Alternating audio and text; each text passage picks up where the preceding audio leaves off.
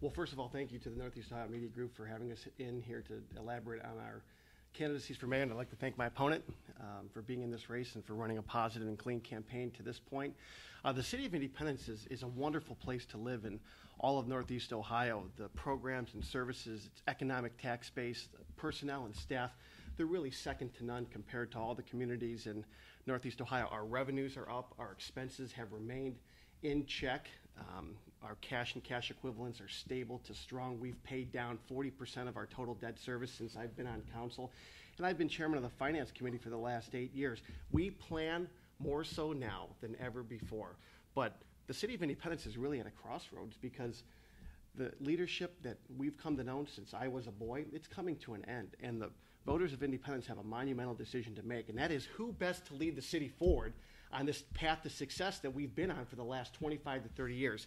And I submit to you that while my opponent trumpets a message of a new direction and a fresh perspective and change, I think the citizens of Independence deserve better. They deserve a proven and effective leader in the mayor's office. And make no mistake about it, I'm running for mayor of the City of Independence so that I can lead the city that I love into a future generation of greatness. And I look forward to elaborating on our candidacies here today. Thank you. Thank you. And again, I'd like to thank the Northeast Ohio Media Group for taking part in this debate and discussion and eventual endorsement of one of the candidates here today. And I'd like to thank my opponent for, again, running a clean campaign. It's a very important thing in a small town such as Independence. Why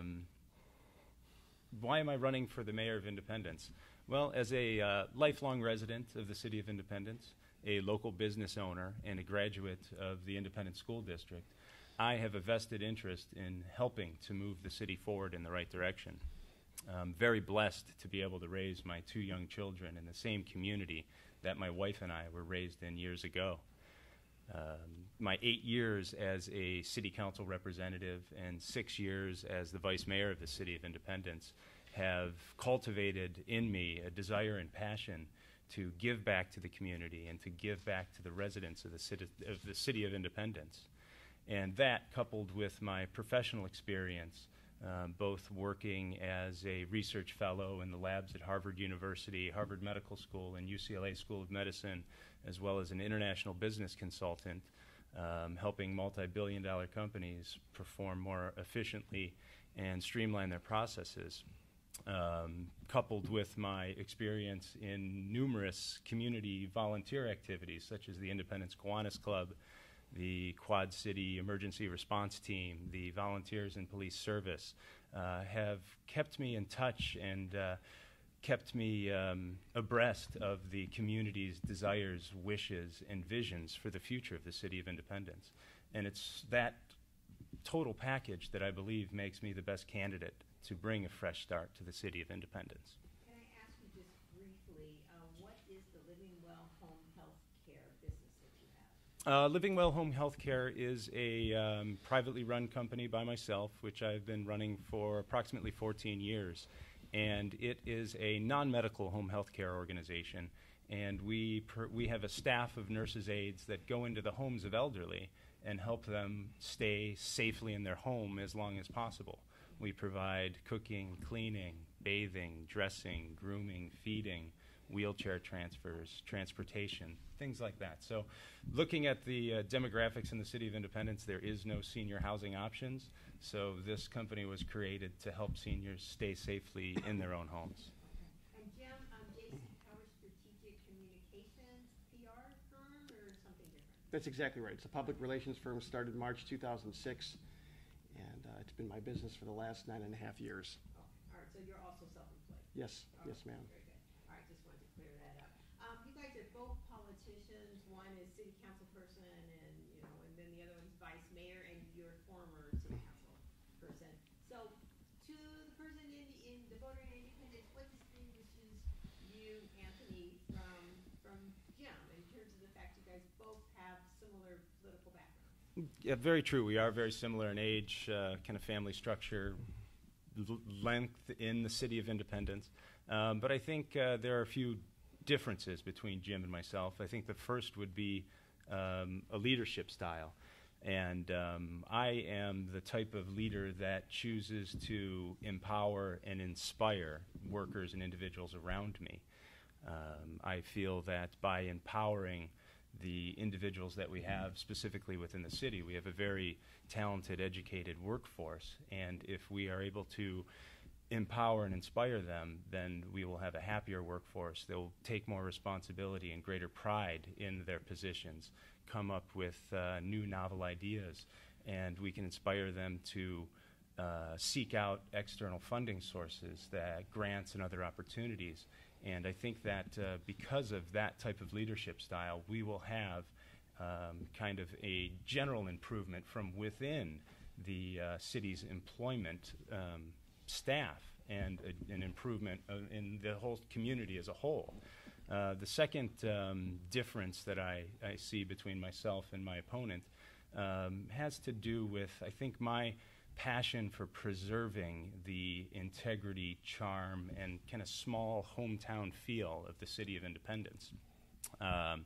Right now we have before us some plans to redevelop the downtown district of the City of Independence.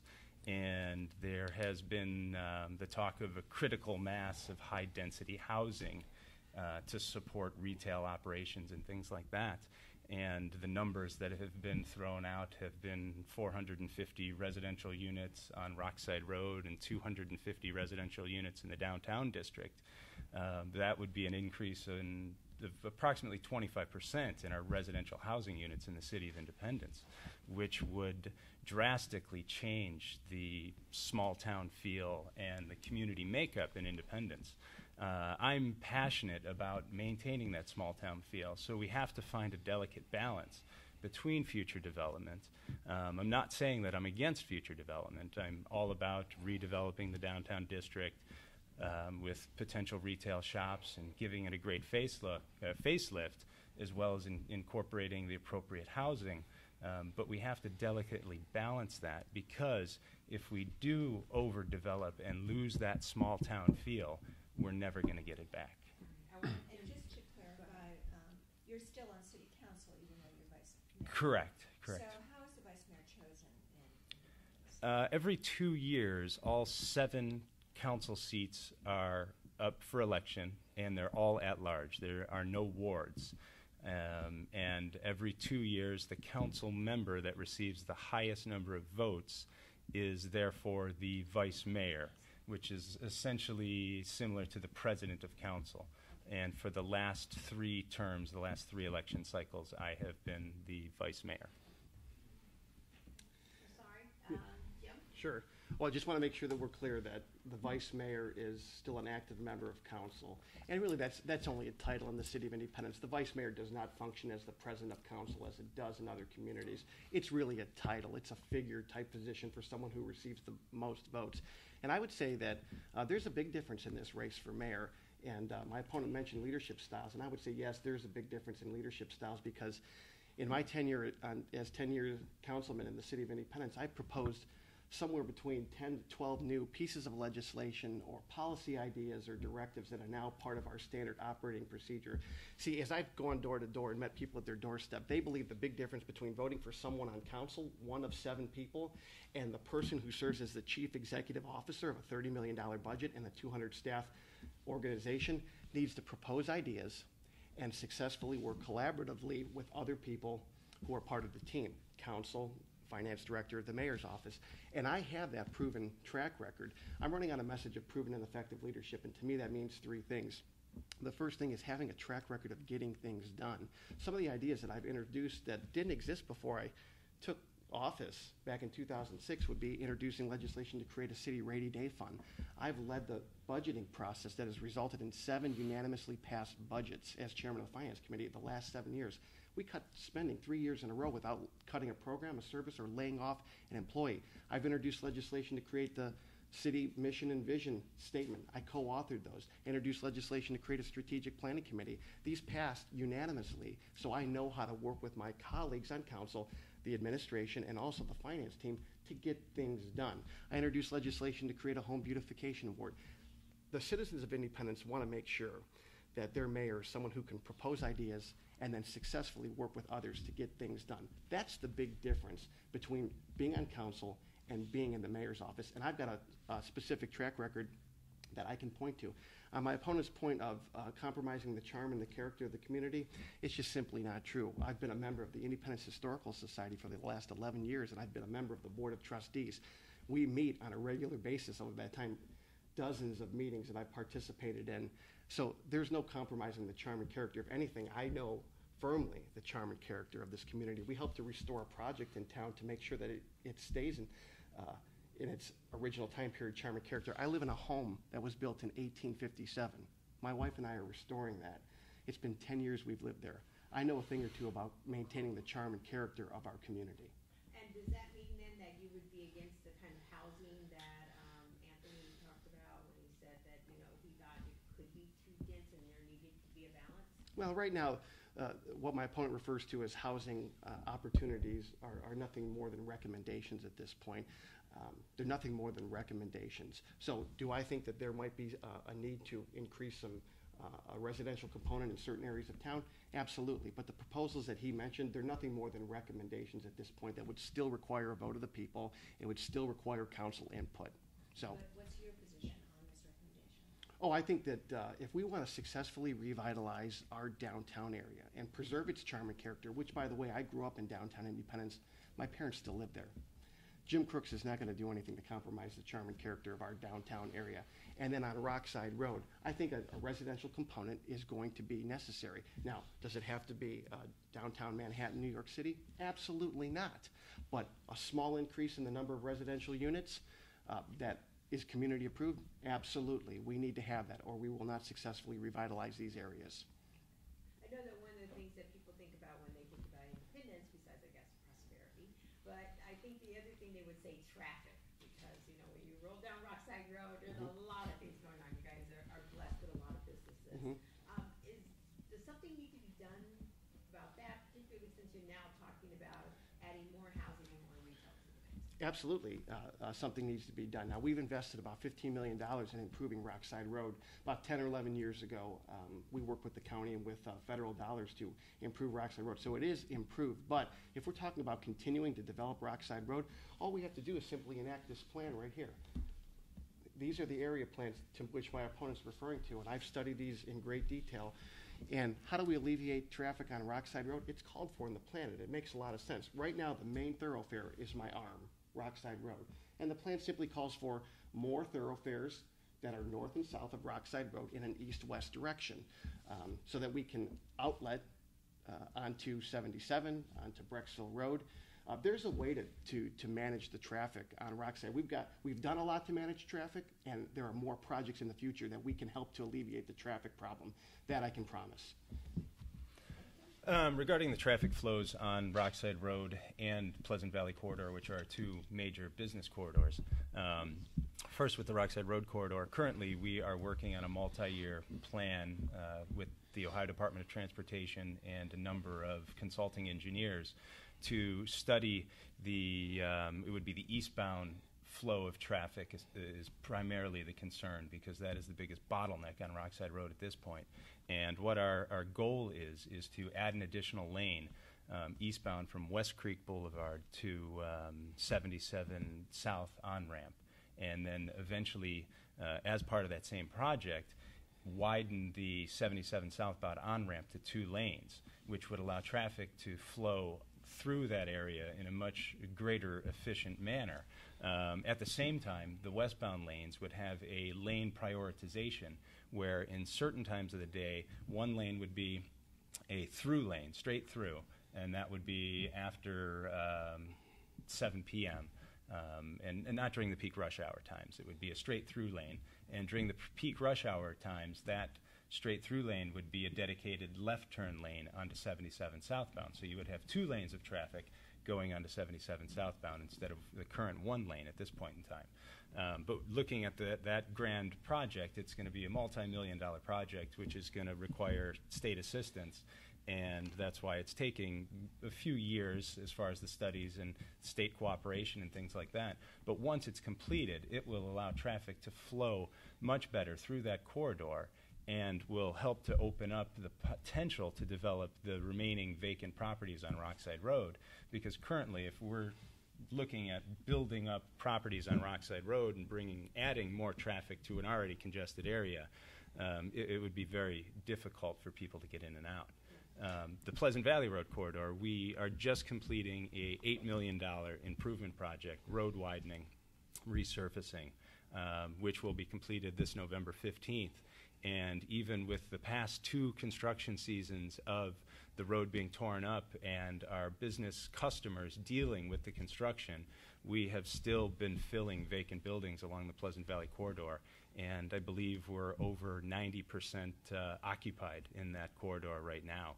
And once this roadway is completed, it is going to alleviate traffic. It is going to help to fill those remaining vacancies, and it'll be a beautiful thing for economic development in the future in the City of Independence. Sounds like what I just said, really, in a different way. I mean, I think having traffic problems on a Rockside Road is a good thing. That means there's a lot of people working down there and earning incomes. And as I said in the outset of my remarks, our revenues are up right now.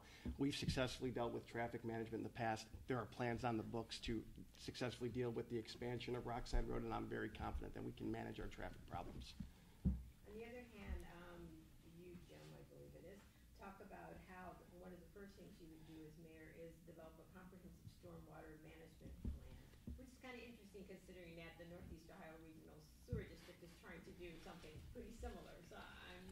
So that would help all 60 communities. You're part of that, right? The sewer Oh, yeah, district. definitely. So I'm just kind of curious, like, where do you see there's a problem, and what is it that you want to do with it, maybe in addition to what the sewer district, or I don't know, what did you explain it to us? Oh, I would say it's very different than what the regional sewer district wants to do and intends to do with its stormwater management. I'd like to do something that specifically focuses on the residents of Independence. To 2 episodic occasions, June 22nd, 2006, and May 12th, 2014 are days that I won't soon forget, because we were in the basements of homes of people emptying out flooded areas, rec rooms, taking out their couches and furnitures. There was complete devastation. My comprehensive stormwater management plan would do something very simple. It would identify hot spots in town that continue to be flooded on a regular basis, and then we would take it one step further, and we would identify undeveloped areas of town that could serve as potential areas for retention basin and mitigating the heavy volume and already taxed stormwater systems that we have. Now I've got a track record of introducing legislation in the past, working with others to get this legislation passed. So in my first 100 days in office, I would submit that comprehensive stormwater management plan to my council to begin reviewing the process. I want to mitigate the flow of water where it troubles our citizens. And I also have a relationship with other nearby mayors, because it's not just going to be an Independence thing. We have to be able to work with our nearby communities. I have a strong relationship with the mayor of Seven Hills. I have a strong relationship with the mayor of Broadview Heights. And I believe that we can pull these people together. They're adjacent communities to us, to work together to help develop this comprehensive stormwater management plan. Okay, how does that work out with the Northeast Ohio Regional Sewer District? Like, what role would they play, considering that they are collecting funds to do something pretty similar? And they're going to give 25% back to, communities as well, according to Dodge. I'm not sure exactly what the Northeast Ohio Regional Sewer District is doing. It's a sewer district, though, and I'm talking about stormwater. So it's 2 very different things. Nope, they're trying to manage stormwater. Their program is being held in abeyance because of a legal challenge, but eventually it looks like that's what that's what they're charging your residents. Well, I'm not sure if what I'm seeing coming out of the Northeast Ohio Regional Sewer District is entirely fair for Independence residents. I want to make sure that it's fair for our citizens before I sign on to anything. And if there's a role for them to play to help manage our stormwater, fine. But I know that there's something that I can do as mayor right now. So I'm open to collaboratively working with other people. I've done it as a member of council for the last 10 years, work with other entities. So I'm happy to work with them to make sure it meets our needs. Well, I think it's extremely aggressive to say that in your first 100 days on council, you're going to have a comprehensive stormwater management plan, because looking at the past history of stormwater management in the City of Independence, we've done a number of stormwater studies. One was the Brookside watershed study, which was spearheaded by Chagrin Valley Engineering. That study took 6 months to a year to complete. We worked with the Army Corps of Engineers to study the Cuyahoga River and its flooding impacts on one of our major business districts off of Canal Road. And we have results from these engineer studies, and many of them, well, some of them, such as the Brookside Road watershed study, entail doing projects in other municipalities. You have to understand that Independence is along the Cuyahoga River, so we're at the bottom of the hill, and every other community's water flows down through us. And there are things that we have done well and we have managed well with the water that falls within our municipality, but we are taking water from other municipalities, and one of the recommendations from the Chagrin Valley study in the Brookside watershed was to build a I don't know if it was a multi-million-dollar, near $1 million retention basin within Broadview Heights. But certainly Broadview Heights isn't going to spend that kind of money to catch water on their southernmost border that doesn't flood and affect them. And we can't purchase property in Broadview Heights and do a project in Broadview Heights using Independence tax dollars. And you mentioned the sewer district stormwater management policy and program that currently was just overturned by the Supreme Court, and currently Independence is one of the communities that is contesting that because we're contesting the fact that it's a tax, not a fee, and there's some other legal issues that we are bringing forward. I'm sorry, Anthony, as mayor, would you know that Beechwood and Independence and a couple other people or cities have decided that they're still going to challenge what the Supreme Court said, which was the Northeast Ohio Regional District can do this. As mayor, would you continue to promote that lawsuit and, that motion to reconsider? Well, it is, with legal issues like that, it's really not the mayor's decision. It is a decision of the 7 council members if they want to move forward and continue the legal action. But they would look to you for guidance. What would you tell them? Correct. Looking at what has been happening with the progression of the lawsuit thus far, we have made tremendous progress. Initially, the individual municipalities were not granted any of the fees collected from the sewer district. Because of Independence and the other municipalities fighting the sewer district legally, we are now entitled to 25% of the proceeds coming back to the City of Independence, so we can do local projects. So there have been benefits to that. And also it has helped to retain a large amount of money within the city itself from our commercial customers and from our residential customers. But looking at the stormwater issues, they are a regional issue, and they do need to be addressed on a regional basis. Independence cannot feasibly or economically or viably handle dealing with water that's coming from another municipality. So I do believe that it should be addressed on a regional basis. The fees that are being imposed by the sewer district, I question, because it is a private board that doesn't have much restriction as far as how they can increase those fees over time. So there are some questions that need to be answered. But I do believe that stormwater needs to be managed regionally rather than each individual municipality handling it, because it cannot realistically be solved in a municipal level. Just to respond to a comment that my opponent made, it's not too aggressive that we can introduce and begin to discuss a comprehensive stormwater management plan. I know that because I've introduced pieces of legislation, and some take longer than others. But and by the way, we have money budgeted in our city budget so that we can help the construction for that retention basin in Broadview Heights. It is something that is completely doable. I know because I've introduced a number of pieces of legislation, worked collaboratively with my colleagues on council, the mayor, and the finance director to get these pieces of legislation passed. It's not too aggressive. I'm going to introduce that idea as mayor to council for a comprehensive stormwater management plan within my first 100 days in office. It's doable, and I can do it.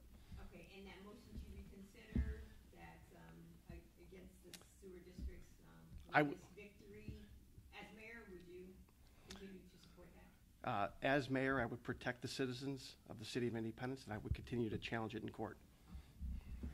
And I wasn't so sure about your answer, Anthony. Would you continue to challenge it in court?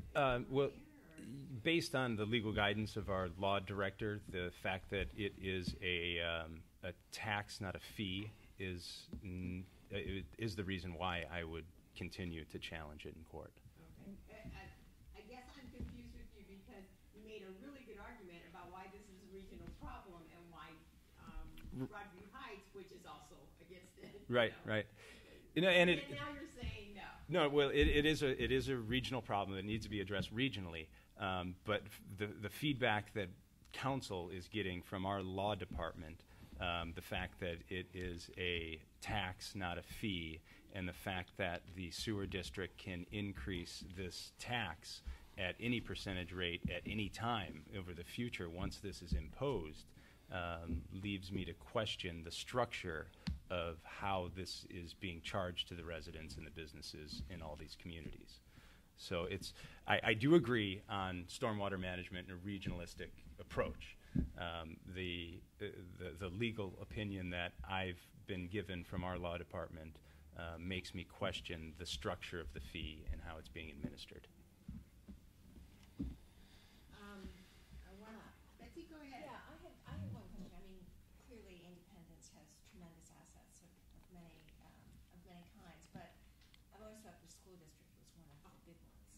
You both are graduates of the Independence schools, but I've noticed recently that the residents aren't supporting all the levies that come down the pike, and I wonder what your position is on the schools, whether you're concerned about maintaining their quality in this environment where it's hard to raise additional money from levies.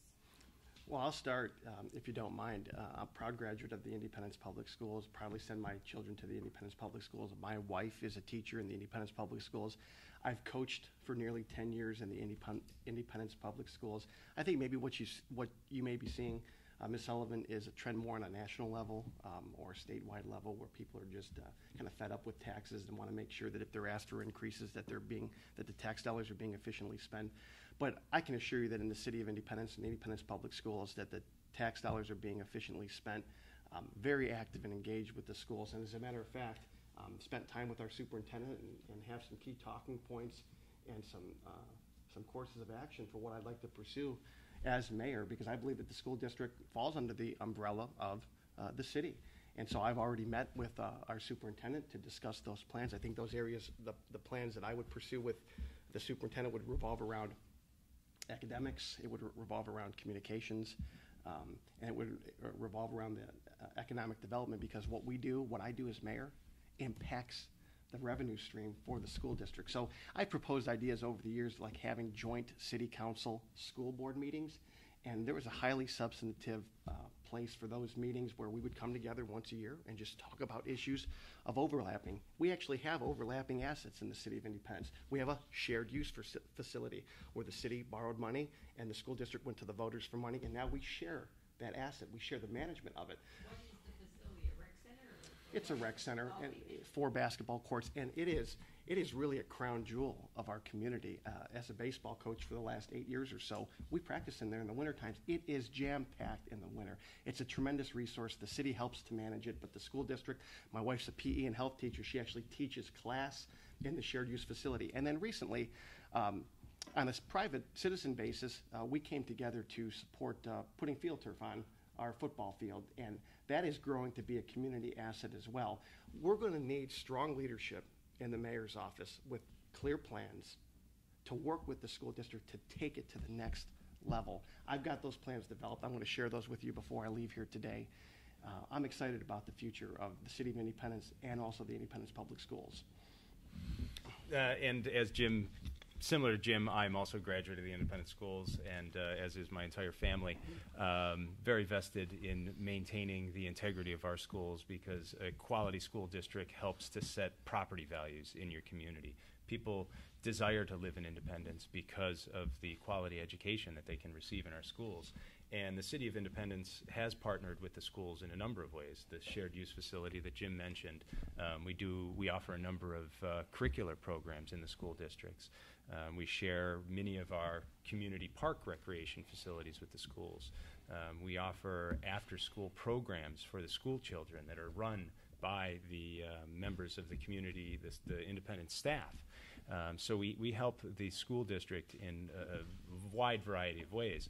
But I think the most important way that the City of Independence, the mayor's leadership, and the council can help the school district is through economic development, by bringing in new companies and large businesses, upgrading our aging office buildings on Rockside Road, which then increases the property taxes that are then paid to the school district. So every time that the City of Independence can bring in a new business, we lately have been offering relocation grants to these businesses, and the objective of those relocation grants is for that business to invest in the physical building that they're moving into, which in most cases brings that building from a Class B office space up to a Class A office space, which in turn increases the property taxes on that structure, so the schools generate more revenue, and it also increases the desirability of that building and the desirability of the surrounding buildings and the entire business corridor. So it's kind of a cascade effect that helps the city through income tax, helps the schools through property tax, and we need to continue to focus on that. Well, if I could just respond to that, and I would agree with what my opponent said, but I have to challenge it a little bit. My 3 areas of focus with the school district would be academics, communications, and economic development. But this plan here is the future for our economic development corridor, Rockside Road, Cloverleaf, downtown Independence. And I voted for I'm supportive of these area plans, and my opponent voted against the future of Independence from what I consider in these area plans. I've been a strong supporter of the future that could set us as a city and our school district on a path to success for the next 30 to 40 years. Big supporter, big advocate of hiring the people who helped to put this together. And my opponent voted against it, so I'm concerned about the true commitment that my opponent would have to economic development. I've been a champion. I've been go when it comes to economic development. And by and large, my opponent has been no, and that's a concern. I'd like to hear from the opponent. Yes, I could certainly respond to that. And What specifically are you talking about when you said he voted against? Give us a piece of legislation that you thought was crucial that he had a no vote on. For me? Question for me? So I can go to him and I can Sure. Well, he voted against hiring the experts who would come in and analyze with a blend of technical data and community input. He voted against hiring those consultants who produced this 300-page plan. Then he voted against the endorsement support of this plan just in the last 45 days or so. So those two he's voted against the expansion of one of our biggest taxpayers in Independence, the Cleveland Clinic. Boy, it's really been challenging. Where I've been a big supporter of economic development, it's one thing to say that you support economic development. It's really another thing to act to support economic development. And I realize that we need to continue on a path towards success. You like the programs and services in the City of Independence, and I know our citizens do. We won't keep them at the level that they're at. We won't enhance them for the future unless we keep growing our tax base. And that's very sure. Because he's waiting to Okay. to explain his no votes against. All right, let's take one at a time. Against the Cleveland Clinic expansion. yeah, I never voted against the expansion of the Cleveland Clinic. I think what Jim is referring to is a city-funded road project that corresponded with the entrance to a new Cleveland Clinic facility. And the road project ended up being in excess of $4 million and extremely extravagant on city-owned, or on the city side of the property, to move a road maybe 60 meters. And there were a large number of residents in the City of Independence that were against the road project, and they started an initiative petition to put the project to the vote of the people. And I was a participant in that initiative petition of collecting signatures, and there were numerous other proposals for road reconfigurations and road alignments that would achieve the same end means of traffic flow that would have saved the city millions of dollars. So looking at the project from a kind of practical, common sense aspect, cost-benefit analysis, I was a proponent of the road configuration that was less expensive but achieved the same end result as the one that cost us $4 million and we're going to be paying back for the next 20 years. So just to clarify, this was an issue that was before council, however, passed it. Oh, yeah, I mean, And then there was a voter initiative which you also supported. Yes. Did I take it fair? Well, it was contested, and the construction project actually began before the vote of the people. So they started excavating the land and had already authorized the contract for millions of dollars, and then the people got to vote on it after the fact, which it was a done deal at that point. if I could clarify, though, I mean, you have to ask yourself, yeah, real quick. Right, I have a few more. Yes, explain it. Oh, great. And that's against the plan that you pointed out. How much money was it to hire those consultants? How much are we talking? It was $165,000 to hire these consultants out of Columbus to study 5 areas in the city of Independence. And my argument was that we didn't need to study all 5 of the areas. One of the areas is the park, the city park. And this is an economic development plan. And I just did not see any value in looking at the community park campus that contains golf diamonds and a recreation center and a swimming pool for economic potential. And initially when they looked at it, they came back with adding retail operations and things to the park, which no one in Independence would be in favor of. And that was one of my components that I wanted removed from the plan. Also, they were studying the Cloverleaf area and the Pleasant Valley Road area. And if you look at those areas, the Cloverleaf area is very industrial. The Pleasant Valley Road area, as I said, is 90% occupied. There's very little land for future expansion. And I didn't see the value in investing city dollars in looking at these areas. My focus was on the Rockside Road District and the Downtown District, those 2 areas, which would have reduced the cost of the project considerably. But that is the reason why I voted against paying the $165,000 for the consultants to study areas that I didn't feel needed to be studied. And now we have the plan. It's 300 pages of recommendations. You can see how thick it is there. And the mayor was very adamant about getting this plan approved by council in a very quick manner. And council had a number of concerns with items that were included in the plan. It makes a recommendation of moving the city service garage to another location in the city. It talks about senior housing located in the park area of the city. It talks about the high-density critical mass housing of 700 units. It talks about creating a nonprofit community organization to oversee city-owned land and manage city-owned land. And these are a lot of items that myself and other council members as well wanted to have removed from this plan that we, in effect, approved by a split vote, which was the tie was broken by the mayor himself. So it shows you that there is questionable support of the plan. And there was no cooperation to budge on the mayor's part. It was this is what we have, these are the recommendations, this is what we're doing moving forward. And my feeling is that handing that over to any developer gives a developer not necessarily the correct idea of where we want to go with the future of Independence. The high density critical mass housing, they're talking over 100, 150, 200 residential units in a 15-acre area in Independence, which is unheard of for the city of Independence. And this type of housing has gone to the vote of the people 6 times in the past and has failed every time. But there, yes. Jim is itching to get in. But just before we move on, just to clarify, there are 7 members on the council, correct? Right. So why was there a need for the mayor to break a tie? Councilman Crooks did not attend that meeting. Yes.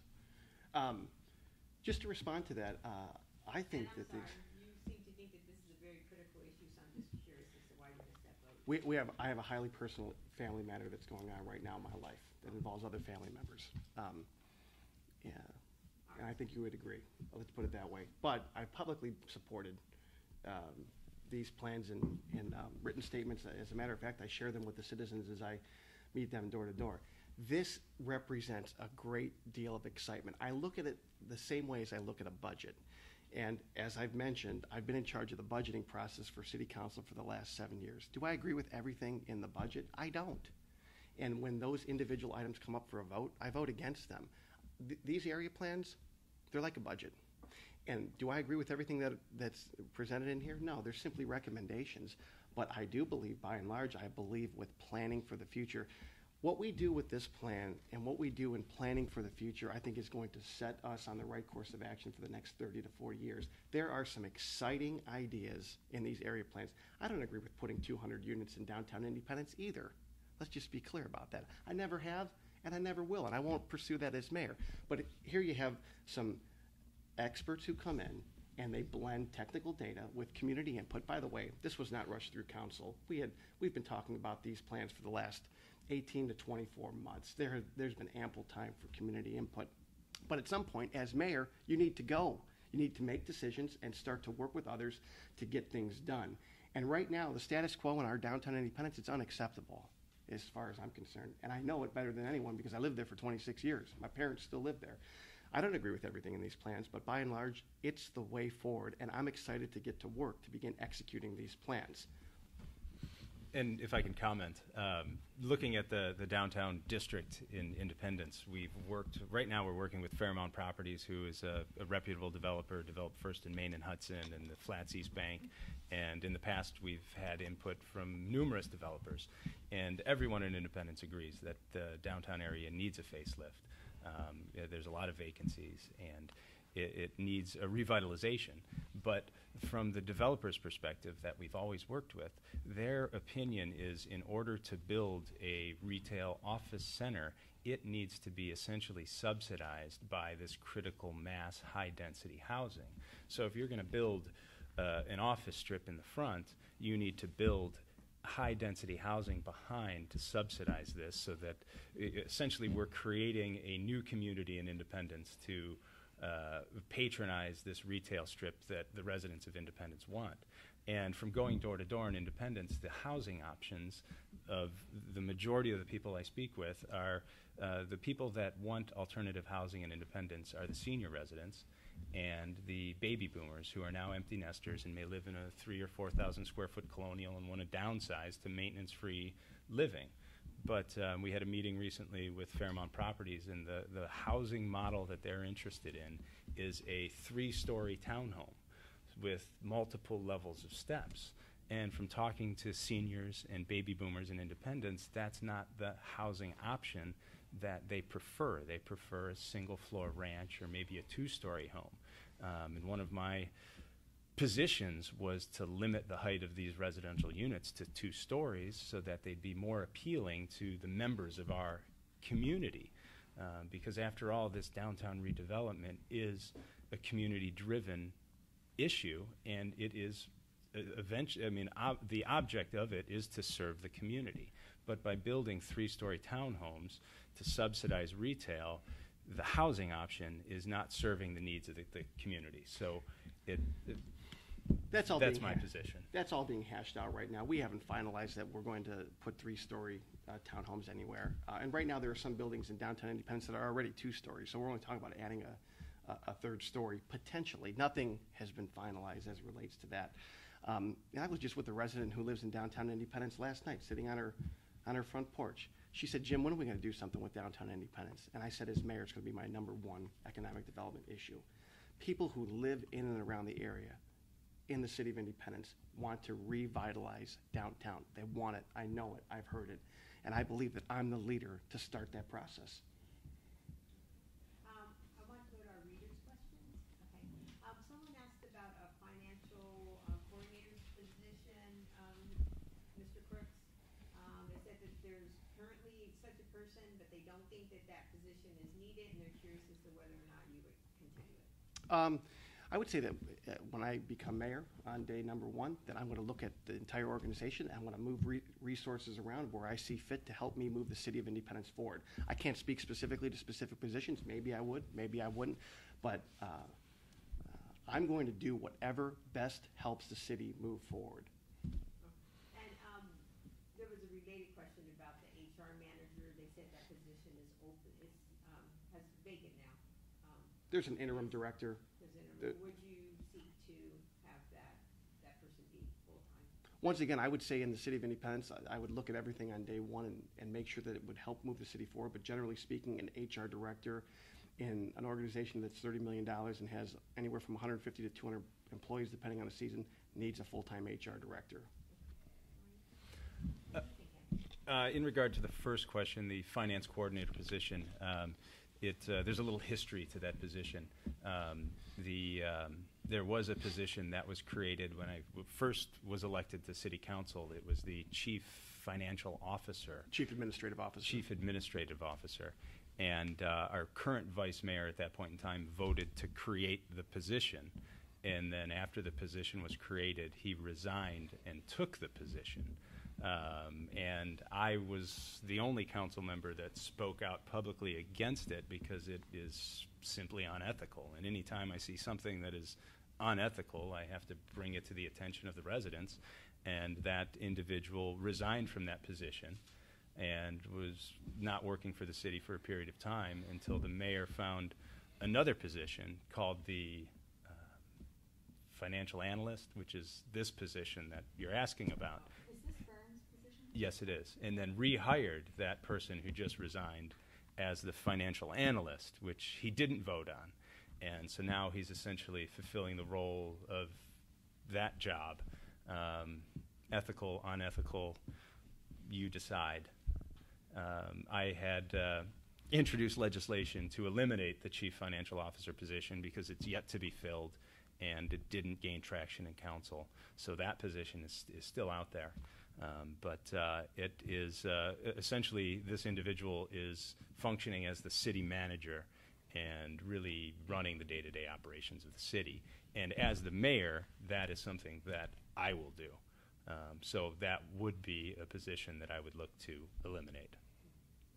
And HR? The HR director, the City of Independence has always had a full-time, very qualified HR director. We are in between HR directors right now. Currently, the mayor's secretary is acting as an interim HR director. I feel especially with union contract negotiations coming up, we need to have a well-qualified, experienced HR manager on our staff. I'm sorry, I think that's it for my, oh, I had a really weird question, and I don't know, you guys tell me if you think this person's out of line. But they said, they were asking, what will you guys do about drugs and prostitutes in hotels along Rockside Road? Oh. That's why I said, I don't know if that's Well, I'll take that. Take that. You know, we have a significant part of our tax base is hotel and motel tax, okay? It represents a portion of our $30 million budget, and we literally have thousands of hotel rooms in the City of Independence, and we're expanding. We're bringing more hotel rooms. So if you multiply, that are available every night. So you multiply that over 365 days a year, then there's literally hundreds of thousands of hotel rooms that are in use on a yearly basis.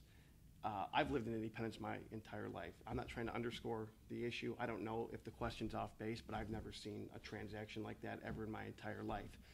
But nonetheless, we take it very seriously. I think it probably represents only a handful of those hundreds of thousands of rooms that are booked every night or that are available every night. I know that our police chief, they're doing a great job of working with regional entities to curb the problem and to stop it and to make sure that violators are given the consequences. It's on our radar screen. I know that we've been doing things to curb those problems. I don't think they represent a significant amount of the activity that takes place on Rockside Road at all. And I believe that we're going to continue to work with other entities to, law enforcement entities to curb it in the problem. Curb it in the process. My number one priority as mayor is safety services. And you have it in front of you. And so I will make sure that there's an adequate, if not increased, safety presence on Rockside Road. Jim is correct in his count of hotels and all of that. And the safety services are the biggest, most critical issue. We have to have a more visible police force on Rockside Road. In the past year, we've instituted 2 bicycle patrolmen that have been patrolling parking lots on bikes, and it seems to be very effective. There is another thing that we can do. Very effective to address specifically soliciting and drug sales, is that? Well, it's very effective very effective in reducing the amount of car thefts and car break-ins and things like that, just with the visibility in the parking lots. And that's also by having a greater presence on Rockside Road, they're more in tune with individuals coming and going into the hotels and things like that, and they're able to pick up on tips and because of that lead to different arrests and things. We've also been doing a number of sting operations through the internet, responding to internet ads and then running sting operations in our hotels, which has led to a number of arrests and bringing down rings of these illegal, corrupt organizations, and it's been featured on many of the news outlets. One of the other things that we can do, and one of my economic development initiatives, is to ensure that we have high-speed fiber optic networks to all of our office corridor, all of our office buildings along Rockside Road. And by doing that, it would allow us to tap into the digital surveillance cameras in the buildings on Rockside Roads that look over the parking lots and the hotels and things like that, and we can view those from our dispatch center, which would give our police many more eyes to see what's happening on Rockside Road. So if there is a crime in progress, we can flip, or if there is a report, we can flip to that video feed and see what's happening and perhaps track a vehicle until our police get to the location. And I think it's that increased technology and increased police presence that will send a message to the criminals to stay out of the city of Independence.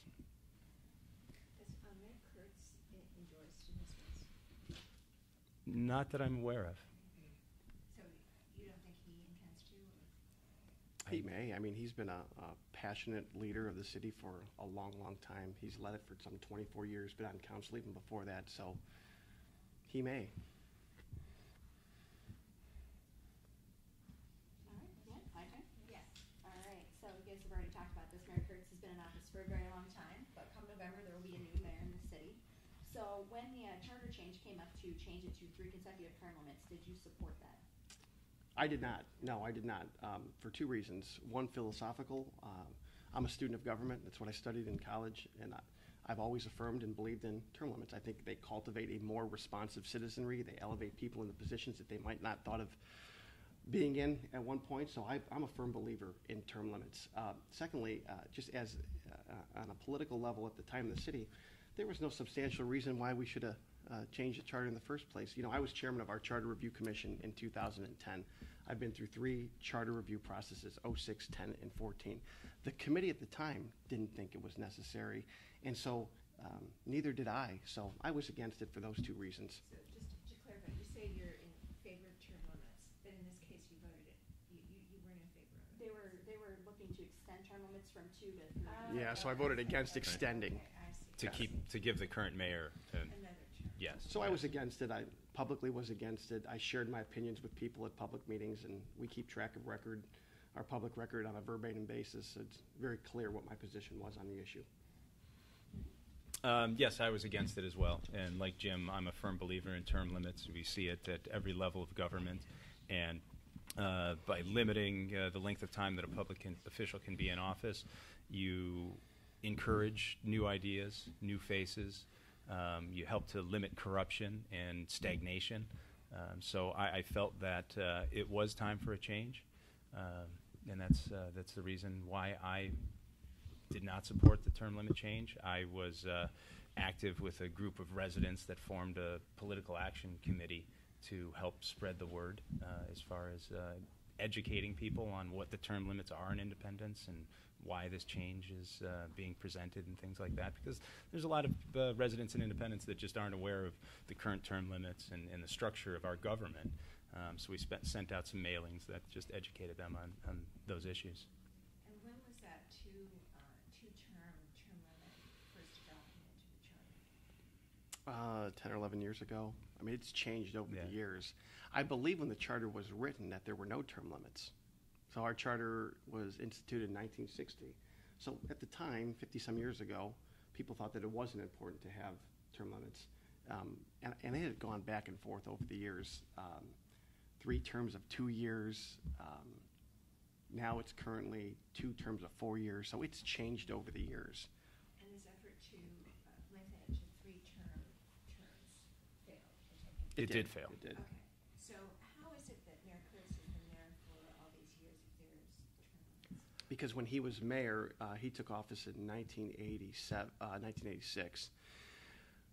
After 14 years or so in office, I believe the voters instituted term limits in 1999. And so that was the last year, that's when he left office. So term limits were instituted while he was mayor, his first go-around.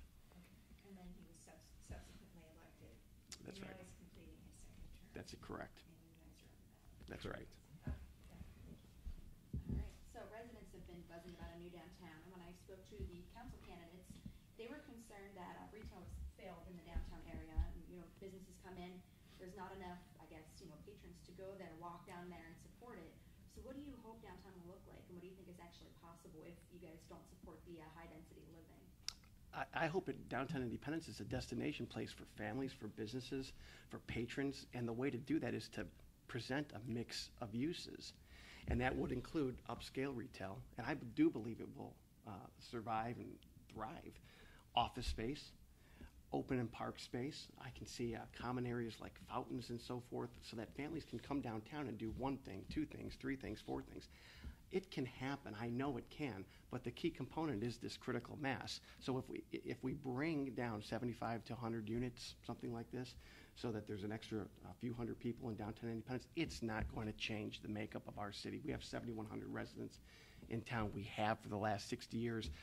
I believe that some of our current residents are waiting. They're chomping at the bit to come into some of these residential units in downtown Independence. That's Would that be, senior living, apartments, luxury condos? What do you think would actually work there and that residents would support? Well, let me be clear on my part.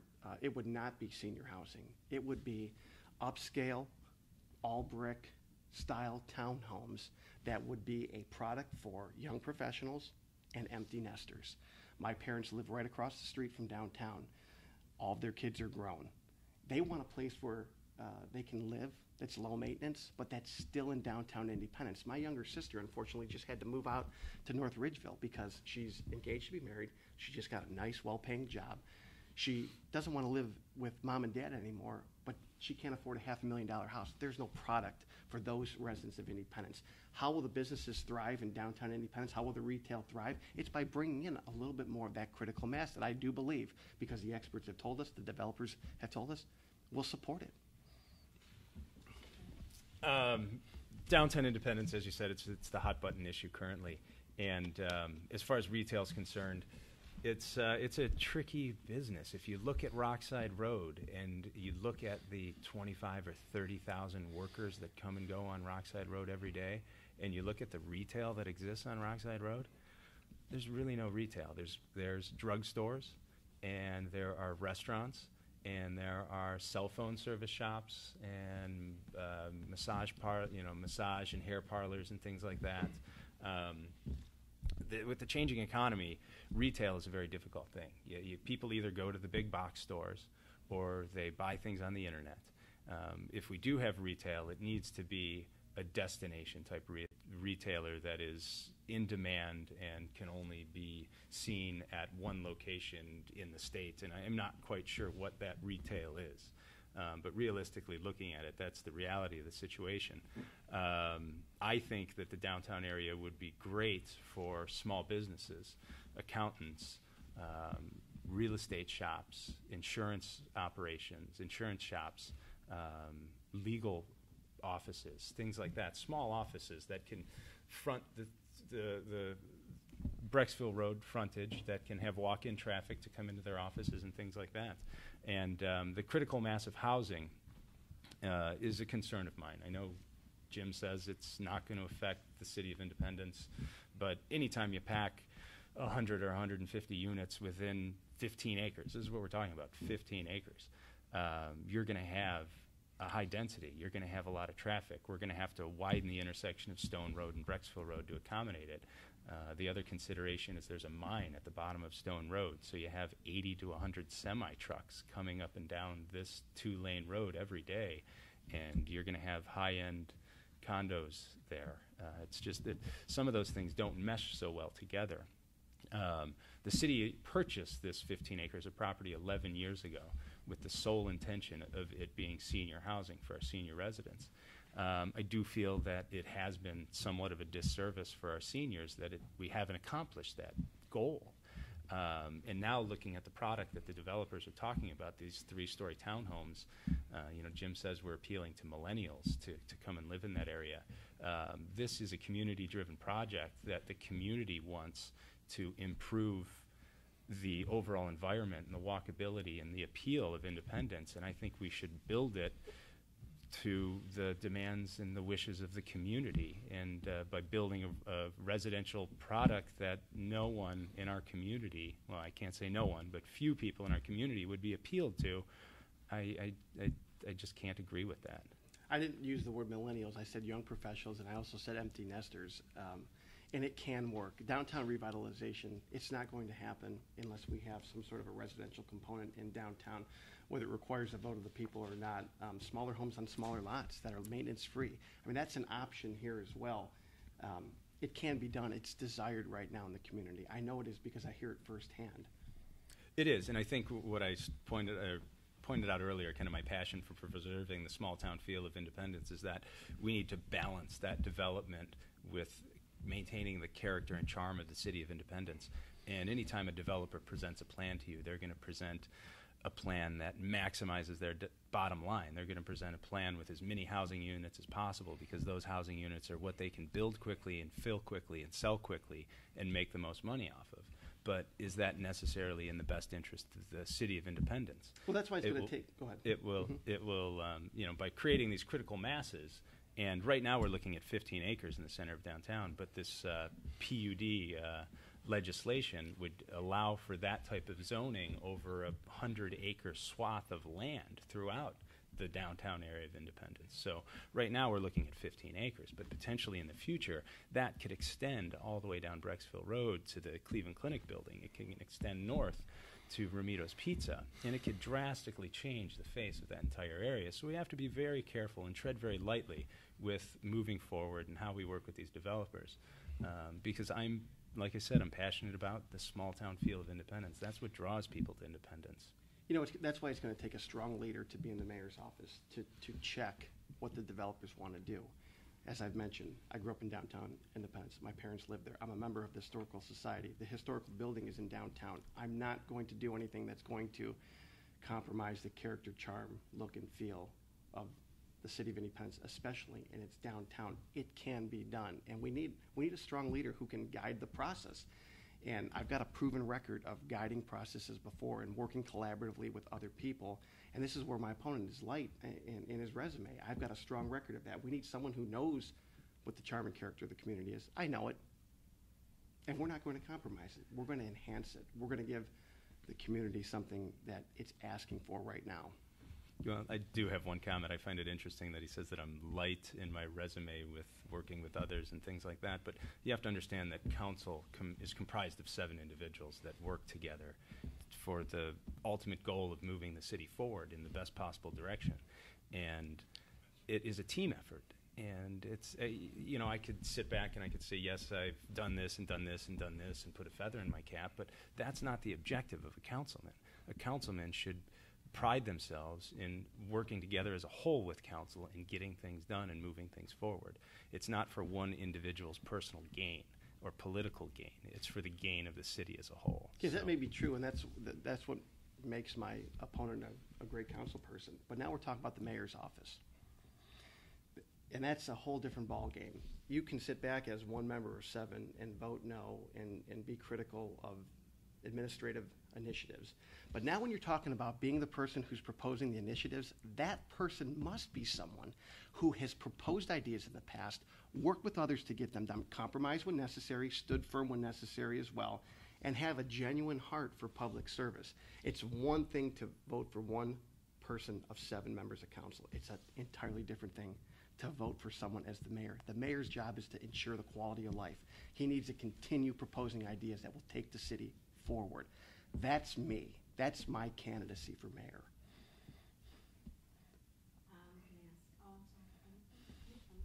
Okay, I wanted to ask the wrap-up question. All right, I'll start with you, Jim.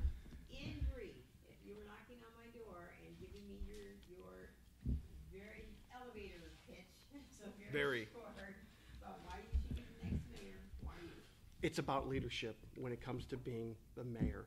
Leadership is built on three things: having a proven record of getting things done, having a vision for the future built on clear ideas, and having a genuine heart for service. I have that proven track record of getting things done, proposing new ideas, as I've elaborated on here today. It's hard for me to believe someone who wants to propose ideas for the future if there's no track record to look to in the past of getting things done. You have my documentation, and I'm going to leave this with you. My platform is mayor, and I have a genuine heart for public service. You put those three things together. To me, that defines proven and effective leadership. It's what distinguishes me from my opponent. I have for you here a package that includes my biography, my platform, some of the pieces of legislation I've introduced, and my transition plan. I have my 58-day plan ready to go. I have my first 100-day plan ready to go. I have my first year goals ready to go. I'll be mayor on day one. It's about proven leadership. Thank you. I think I'm the fresh start for the City of Independence to become the next mayor, and there's a few reasons why. I'm taking a very common sense approach. I've always tagged myself as the voice of the people. I'm very in tune with the residents' needs and wishes and desires, and I use that to guide my direction and my votes on City Council and the questions that I ask of legislation and things like that. I've always had an open door policy, and I always encourage an open door policy.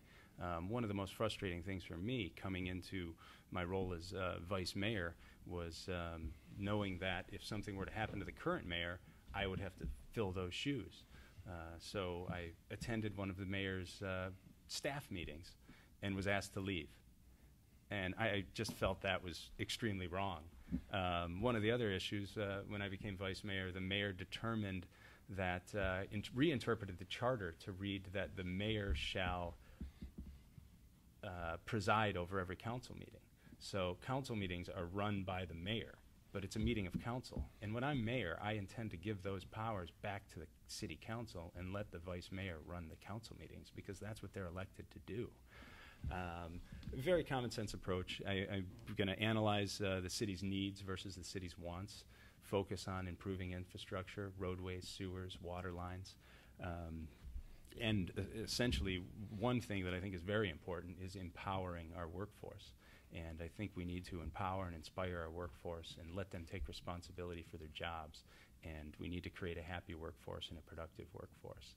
And by doing that, I think we can take the City of Independence by leaps and bounds in the right direction. Thank you both. Thank you.